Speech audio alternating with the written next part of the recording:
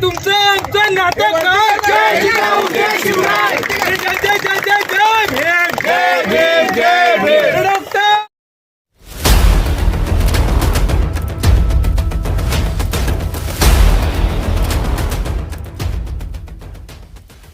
नमस्कार आदाब, आप देख रहे हैं मुंबई बुलेटिन न्यूज़। हम हैं आपकी आवाज़। 14 दिन से भूख हड़ताल पर बैठे दलित समाज के लोग, उसी को देखते हुए उलमाओं ने एसीपी और मुमरा सीनियर से मुलाकात करके दलित समाज के भाई को भूख हड़ताल ख़त्म करने को कहा और उलमाओं ने पूरे मामले की जांच करने की मांग की। उसी पर एसीपी ने कार्रवाई करने का आश्वासन लिखत में दिया और एसीपी और उलमाओं ने दलित भाई की भूख हड़ताल ख़त्म की। इसके बाद क्या कहा उलमाओं ने और एसीपी ने, देखिए हमारी इस रिपोर्ट में।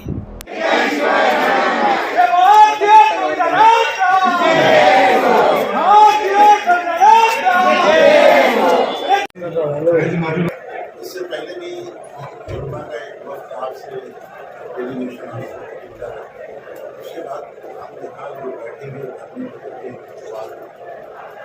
दरअसल भी वो जो आपके वीडियो है उसमें लोगों ने उसको महत्व से देखा। लेकिन सर एक चीज़ एक खुली बात मालूम हो गई कि आप लोगों की तरफ से पुलिस हमले की तरफ से कुछ इस किस्म के जैसे हमारे नज़दीक आवाज़ है वो आपके माने न माने हम तो सियासी आदमी नहीं है, लेकिन वो हमारे नज़दीक हीरो है। तो इसलिए ये नज़दीकी किसी भी दर को शामिल होना, वहाँ पहुँचना, उतरना, वो सबके दिल जीत चुके हैं। वो शख्स के ऊपर फौरी तौर पर केस दर्ज करके उनको अरेस्ट किया जाता है और एक वो शख्स जो कि एक मजहब के दलित समाज के लोगों को हमारे यहाँ खास तौर पर इस्लाम में हमारे रसूल ने बात एक पैदा किया हज के मौके पर हमारे यहाँ कोई कुछ नहीं की तमीज़, काले घोड़े की तमीज़ नहीं। ये आपने एक हज के मौके पर एक रुपये निकाला, वैसे ही हम आज भी इस उम्रा के माहौल को हमारे ख़ास तौर पर उलमाए किराम बाइज़्ज़त किराम अपनी मस्जिदों से अपनी तकरीरों के जरिए से उन्हें यहाँ पर माहौल एक बहुत अच्छा बना करके रखा। हम आपको बताएं कि फसादात के वक्त में जिस वक्त एक कंकर किसी ने रोड पे नहीं फेंका होगा किसी को तकलीफ। तो सर ये जो माहौल था बहुत ही अच्छा था। तो मैं आपने हमें आखिरी वक्त में कहा कि कुछ हमें जो है 10 बजे तौर पर उसकी इंक्वायरी करते हैं, तो हम जाकर के उन डॉक्टर से मिले और हमने कहा कि एक बड़े ऑफिसर ने जारी की तो आप लोग किसी तरीके से अपने पॉलिसी खत्म कर। फिर कल भी जो है हमने व्हाट्सएप को भी बुलाया और हमारे उलमा की पूरी टीम उनसे मिली और उनसे रिक्वेस्ट किया कि आप ठीक है थोड़ा सा इख्लास के जोड़ दीजिए। तो आज हम इस यकीन के साथ आए कि हमको इंसाफ थोड़ा सा जो है आपकी तरफ से ऐसा कुछ दिखना चाहिए कि हाँ आप हमारे साथ या हमारे यहाँ आवाम यकीनी है, इसको थोड़ा सा उसकी झलक अगर आप दिखा दें तो सबको परेशानी हो जाएगी।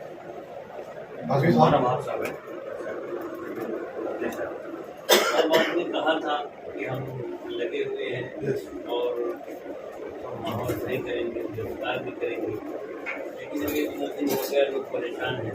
हम लोग कभी आके बोलते हैं कि शहर में ऐसा हो रहा है और इतने दिन के बाद भी अभी गिरफ्तारी नहीं हुई है। फिर भी जो है लोगों ने कहा कि ये धरना देना, भूख हड़ताल करना, ये सब शहरियों को भी अच्छा नहीं लगता है और जो लोग बैठते हैं उनको भी परेशानी होती है। दुनिया भर की ये सब परेशानियाँ हैं तो ख़त्म करने के लिए हम लोगों ने रिक्वेस्ट किया है आप लोग अपना काम करिए और जो मामला है उसको जल्दी से हल करें।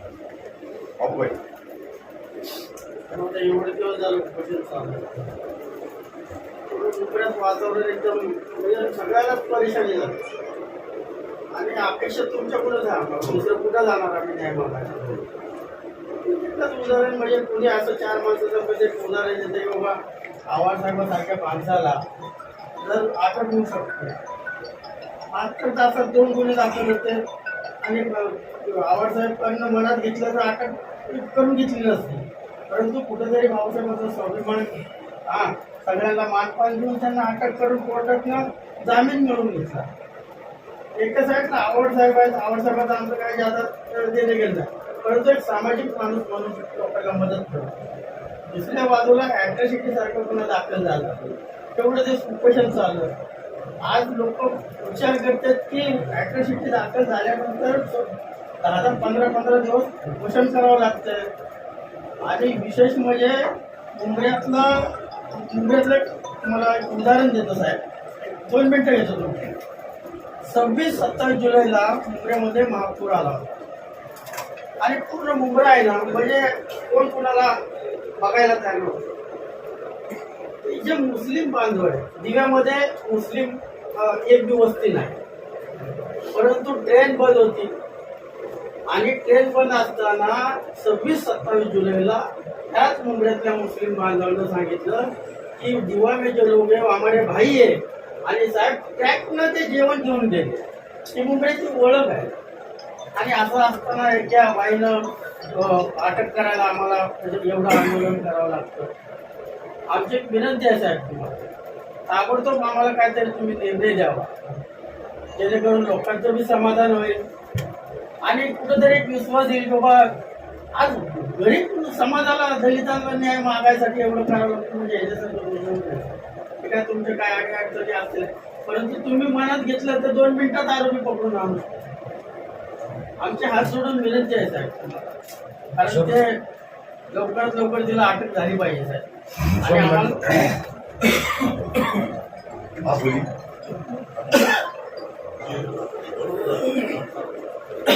मेरा नाम अशरफुल्ला है और साहब मेरी ज़िंदगी यहाँ पे सोशल वर्क करते हुए बैठा और मदर्स में साहब आज तक के मुंब्रा के अंदर में आपने तो आपके कार्य में कई महाराष्ट्र भर में कई जगह ड्यूटी की. मुंब्रा में जब आप आए सर तो कई लोगों के जो मान्यता है वो टूट गई. वो बाहर से कुछ और सोच के कुछ प्रिजुडाइजेस लेके आते थे, लेकिन जब मुंब्रा आते थे तो उनको पिक्चर साफ कुछ अलग ही दिखता है. मुंब्रा के अंदर में एक शांतता और लोग आपस में मिलजुल के रहते हैं.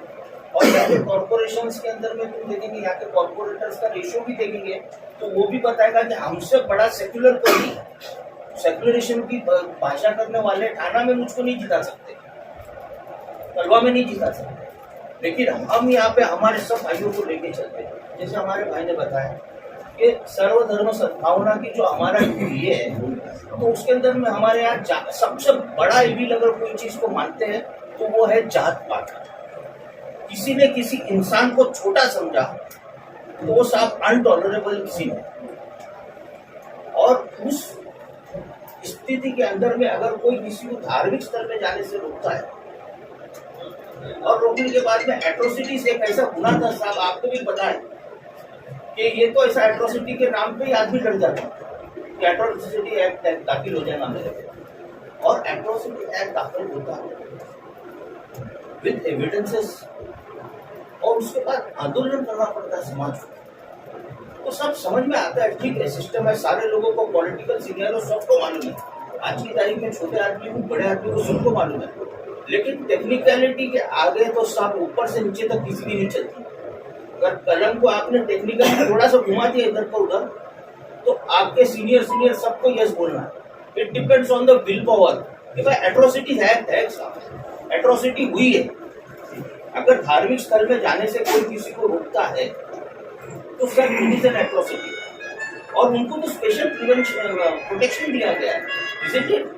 और उस स्पेशल प्रोटेक्शन के तहत अगर हम उनके हक की रक्षा नहीं कर सकते और आंदोलन करना पड़ा इतने ज्यादा दिन, हम लोग देखो sir, I don't believe in coming to the police station in such issues and all, people know me well, but इतने दिन से खत्म ही नहीं हो रहा है. ये बैटल कब टूटेगा? ये समवेयर होता तो सब लोगों ने इकट्ठा हुआ कि भाई चलो इसको खत्म करते, तो खत्म वन साइड तो नहीं होगा कि बाहर जाके इनको सबको बोल देंगे चलो कमांड खत्म करो, शमीम भाई आप लोग खत्म करो, शिवा वगैरह भाई ये लोग खत्म करो.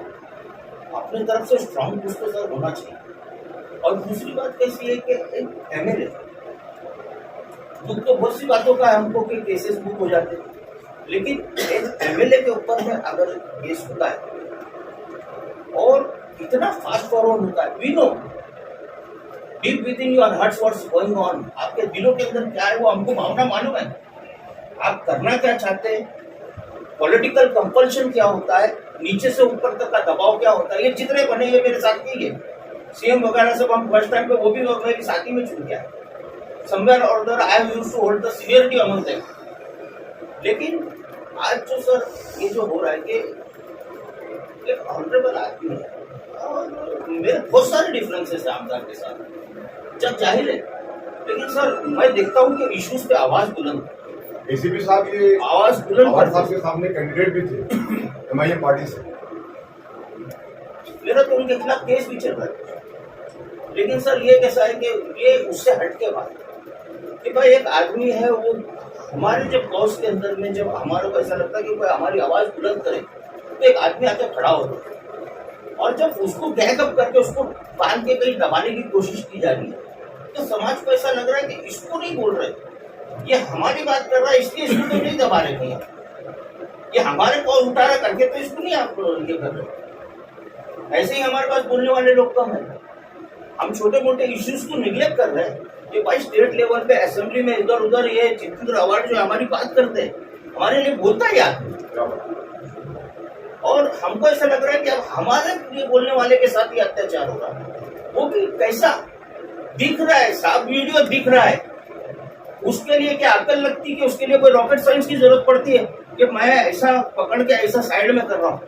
एट्रोसिटीज आपने ये क्या होता है, व्हाट इज दैट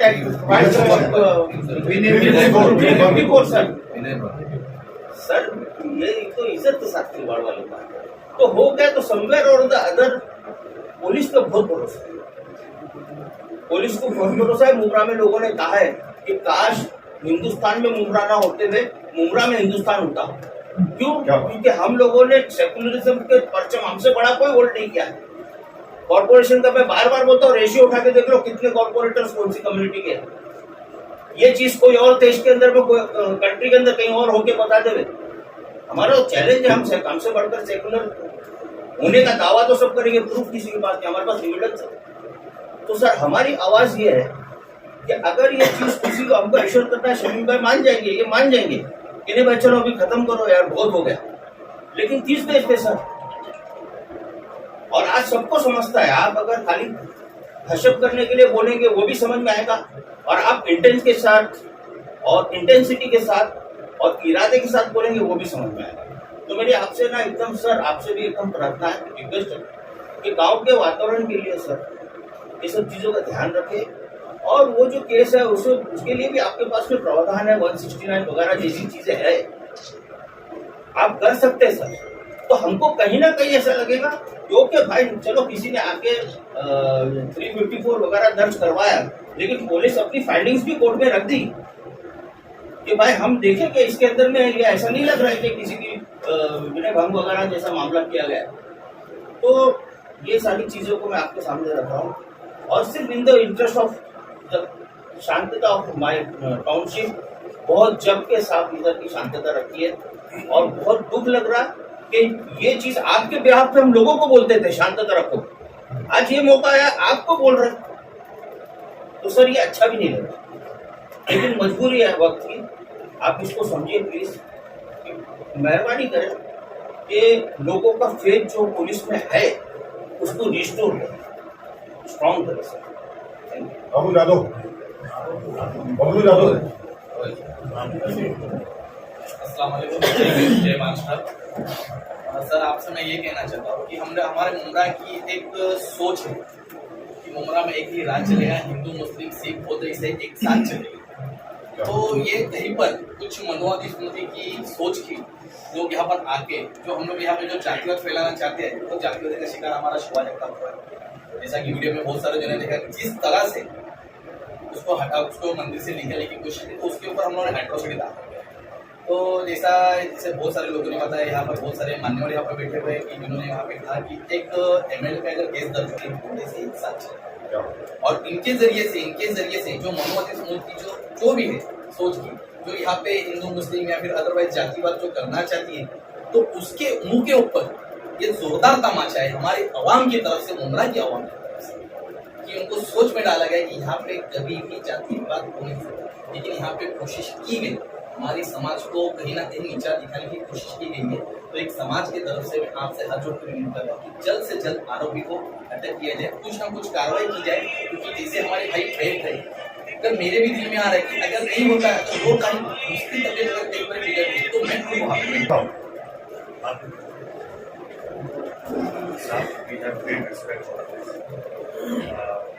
हमें साहब पुलिस के अंदर अंतर करे साहब, और जितने महान लोग होते हैं हम सबको देखते हैं साहब हम आपको ड्यूटी बताएं ये बिल्कुल मुनासिब नहीं है साहब, लेकिन जिस तरह का माहौल वातावरण क्रिएट हुआ है साहब, हमारे एमएलए साहब के ऊपर फट से कार्रवाई हो गई, हमारे पत्रकार भाई थे उनके ऊपर फट से कार्रवाई हो गई, तो सर ये थोड़ा ना कोई तकलीफ होती है सर। हम यकीनन आपके ऊपर बहुत हमको भरोसा है, बहुत ट्रस्ट है पुलिस के ऊपर सर। आज हमारा जो देश का माहौल इतना अमन शांति के साथ है ना सर, क्योंकि वेरी फ्रैंक मैं कहना चाहता हूँ इसको पुलिस का सबसे बड़ा हाथ है सर। हम चाहते हैं कि सर आप उनके ऊपर कार्रवाई करें, और दलित समाज सर हमारा, हम एक जान एक जिस्म दो जान है सर। बाबा साहेब अम्बेडकर के साथ जब भी हुआ साहब, तो ये हमारे बाप दादा थे, हमने उनको बंगाल से जिता कर रफीक अमला भाई पार्लियामेंट भेजा कि जब भी तुम्हारे साथ कुछ होगा इंशाल्लाह हम तुम्हारे साथ में आगे पीछे हर तरफ खड़े होंगे साहब।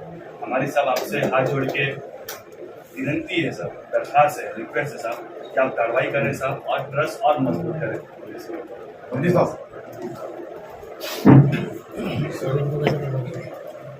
आपके सामने आई गई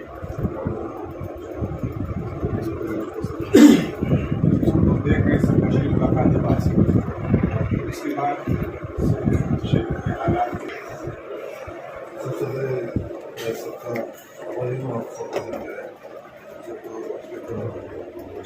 मैंने जो बताया था कि मैं कानून के दायरे में जो भी होगा मुझे बताया कि मेरी जो सभी विधिक थे मैं आप लोगों को मैं लिखित दे रहा हूँ। मेरे सामने अभी तक जितना भी एविडेंस आया है, आप आते हैं आप अपनी तरफ से बात करो, ये सब आते हैं इनकी तरफ से बात करो, लेकिन वो सच्चाई है कि नहीं वो परखने का काम मेरा। तो अब मेरे पास अभी मेरे सामने डिसीजन में जितना भी एविडेंस आया है उसकी सत्यता पड़ताल के बाद ही आएंगे। ये कोई अगर आप पूछते हैं कि कोई पॉलिटिशियन हूँ नहीं, लेकिन पॉलिटिक्स समझता हूँ, करता नहीं हूँ, समझता हूँ। तो जो भी जितना भी एविडेंस मेरे सामने आया है कंपनी से बात है, उसकी सत्यता जैसे कि आपने कुछ बताया है तो ये सच कितने हद तक सच है, ये सामने जो बताया है ये कितने हद तक सच है।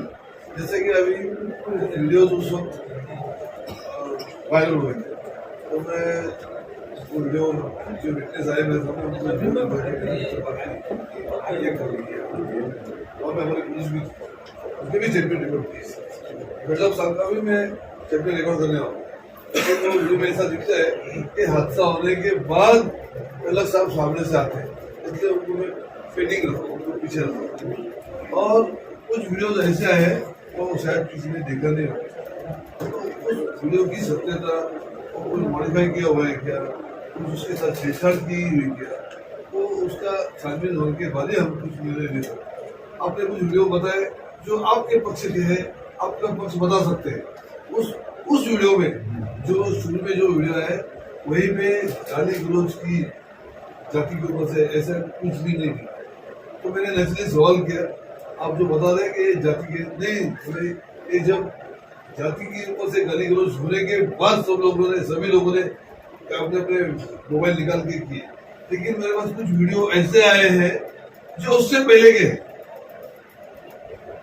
मैं अभी इन्वेस्टिगेशन की बात है तो उसकी सत्यता पड़तालने के बाद ही मैं आज आपको रिक्वेस्ट करता हूँ, मैं आपको लिखित मैं क्या करने जा रहा हूँ, और मैं बाबा साहब के संविधान में ट्रस्ट करके मैं उसी के चौकड़ी में मैं काम करूँ।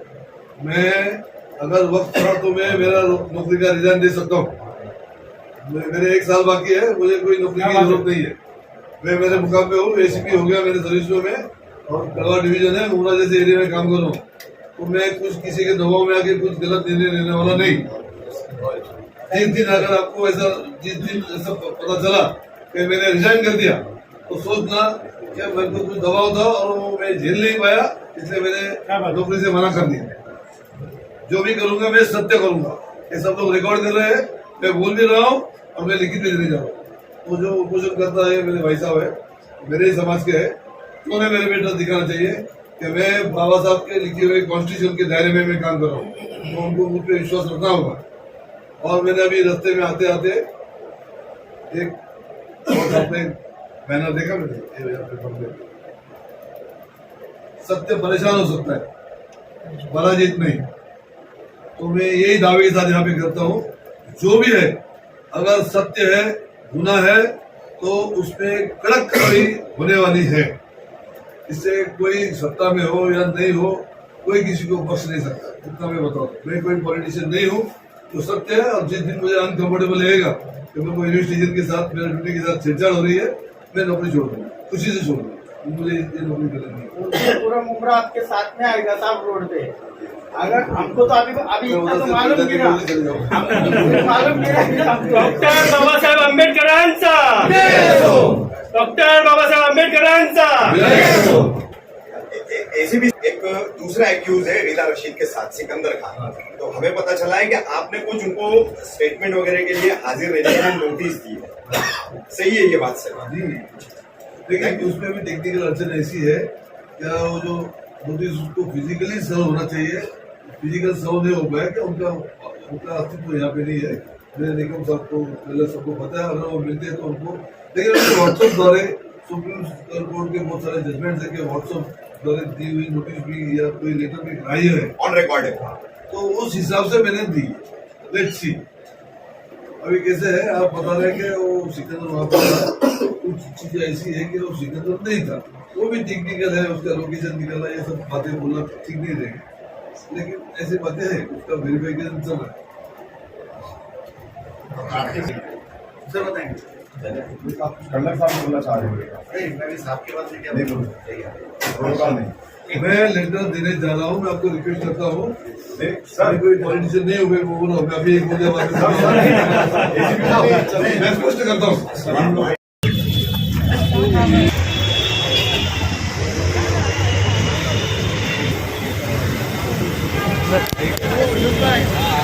मंत्री साहब, ओ कडला सर, ओ सीनियर साहब,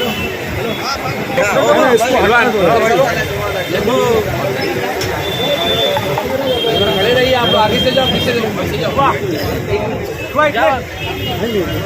एक मिनट रिपीट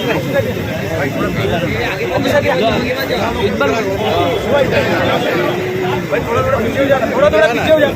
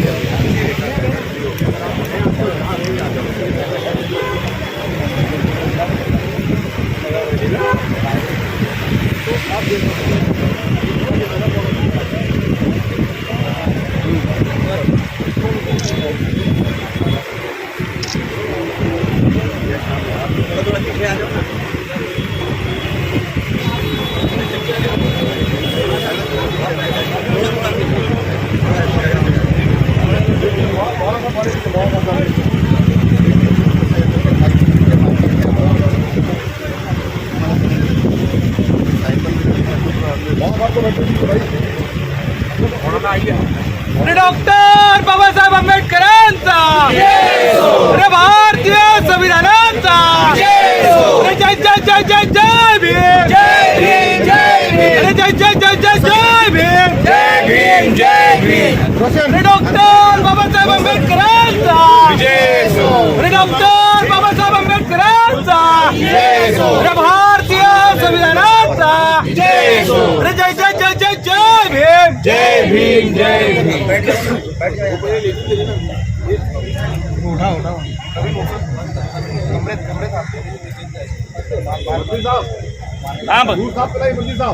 हाँ जी जी, अरे डॉक्टर बाबासाहेब आंबेडकरांचा जय असो. जय जय जय जय जय भीम जय भीम, जय भीम. भारतीय संविधानाचा विजय असो. एसीपी साहेब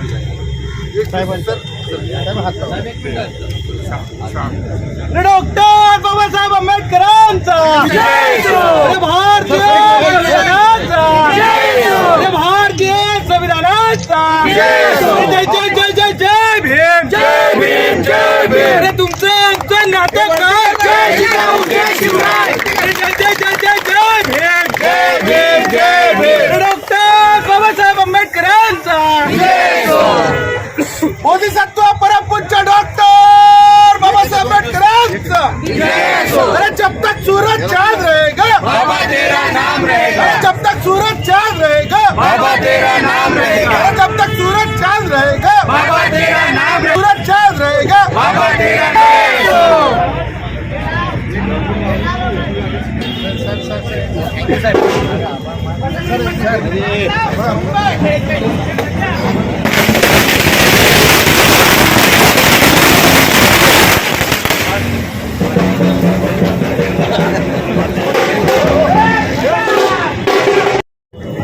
सर क्या नाम है आपका?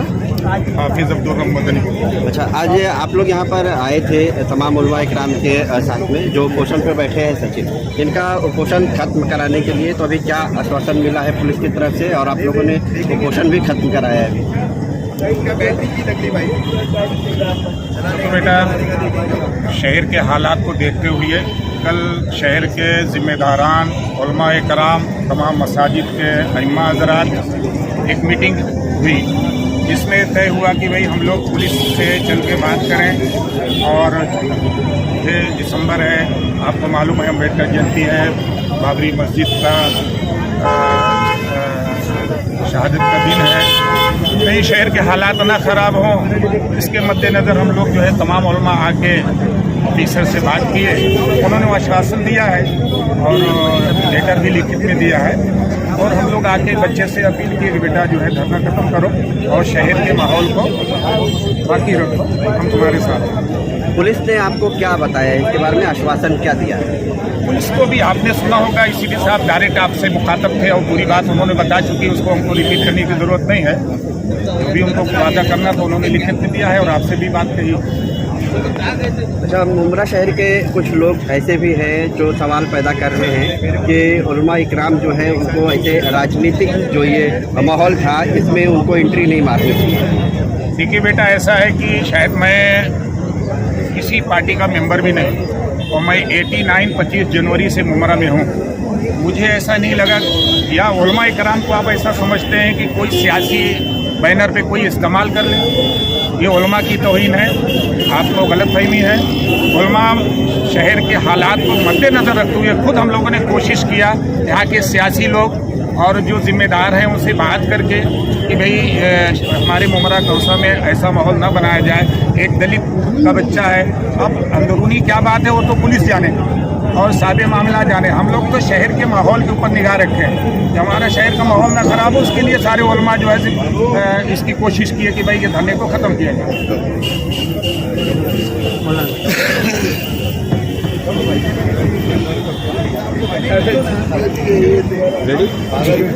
अजमल साहब क्या कहेंगे आप? कुपोषण तो खत्म हो चुका है अभी, कुपोषण तो खत्म हो चुका है अभी, तो क्या आपका राय है? कुपोषण के सिलसिले में हमारी इससे पहले एक मीटिंग उलमा की का एक वफ्द जो है, एक डेलीगेशन एसीपी साहब से मिला था और एसीपी साहब ने कहा कि इसमें कुछ जो है कानूनी जो है इंक्वायरी करनी पड़ती है, उसका वो करना पड़ता है, इस लिहाज से उसमें थोड़ा वक्त लगेगा। लेकिन ये काफ़ी लंबा टाइम खींच गया, लगभग 10 दिन हो गए। फिर कल के दिन जो है हमने यहाँ के मुकामी एमएलए जितेंद्र रावड़ साहब को बुलाया और जो लोग, एक बात ये है कि मैं कहता हूँ कि जिसको दीनी इल्म नहीं है, मैं आपको बता रहा हूँ, आपने जो अभी सवाल किया कि उलमा को इसमें नहीं आना चाहिए, जो हो वो कहते हैं कि अगर दीन जुदा हो दीन से, अगर सियासत तो रह जाती है चंगेज़ी, उसमें उलमा का पहला हाथ होना चाहिए। वही मौलाना अबुल कलाम आज़ाद थे, जब हिंदुस्तान का बंटवारा हुआ और लोग पाकिस्तान जा रहे थे तब वो जामे मस्जिद की सीढ़ियों से आवाज़ दे रहे थे, तुम अपनी खानकाहें अपनी मस्जिदें कहाँ छोड़ के जा रहे हो, तुम वहाँ जाओगे महाजिर कहलाओगे और यहाँ रहोगे तो यतीम कहलाओगे। नहीं, वो बात सही है, लेकिन मुमरा शहर में अक्सर ये देखा गया है कि ऐसे मुद्दों पर उलमा इकराम सामने आते हैं, लेकिन शहर का और कुछ मुद्दा है तो उस पर खामोशी रहती है। नहीं, बिल्कुल नहीं, बिल्कुल ऐसा लोग कह रहे हैं, हम नहीं, लोग जो कहते हैं वो गलत कहते हैं। हम ये नहीं, अभी देखिए इससे पहले उलमा की बात कर रहे हैं कि हमारे हाफिज वगैरह और दूसरे लोग गवाह हैं कि इससे पहले जब यहाँ पर कोरोना की आफत आई, मुसीबत आई, तो उस वक्त हमारे उलमा ने लोगों के लिए पैसे इकट्ठा किए, लोगों के लिए गल्ला इकट्ठा किया और हम पूरे 2-3 महीने तक रेगुलर हम हर गली पूजे में जा करके ये उलमा ने हमारे वो काम किया है। और इसके अलावा बहुत सारे काम हैं। अगर कोई सवाल आप ऐसा करते हैं तो हम उलमा की कारकर्दगी गिनाएंगे कि इनसे हट के हम कहाँ। एक्चुअली चूँकि 2 हफ्ते तक ये हड़ताल चली है, इतना ताख़ीर से कदम उठाया गया है और फिर कल जो मीटिंग हुई है वो एक सियासी पार्टी के बैनर के अंडर हुई है, इसलिए सवाल उठता है। नहीं, इसलिए उठता है, बराबर है, सियासी तौर पे उठना ही चाहिए, क्योंकि यहाँ पर जो है अवार्ड साहब के सिलसिले में फौरी तौर पर उनके ऊपर अटैक किया गया। और अवार्ड साहब ऐसा नहीं है, आपको मीडिया के जरिए से एक बात बताना चाहता हूँ कि अवार्ड साहब हम मौलवी हैं, हम उनके सियासत का कोई हिस्सा नहीं, ना मेंबर हैं, लेकिन हमारे ऊपर हमको अटैक आया है 2 मरतबा उस आदमी के सदमे से, क्योंकि वो हमारे दुख दर्द में शामिल रहता है। इस लिहाज से जो है हम उसमें बराबर हिस्सेदार रहे और उनको बुलाए और बुलाने के बाद उनसे हमने अपील की कि आप किसी तरीके से ये उपवास खत्म करें। हमारे चैनल को सब्सक्राइब करें, बेल आइकन जरूर प्रेस करें, हमारी न्यू वीडियो सबसे पहले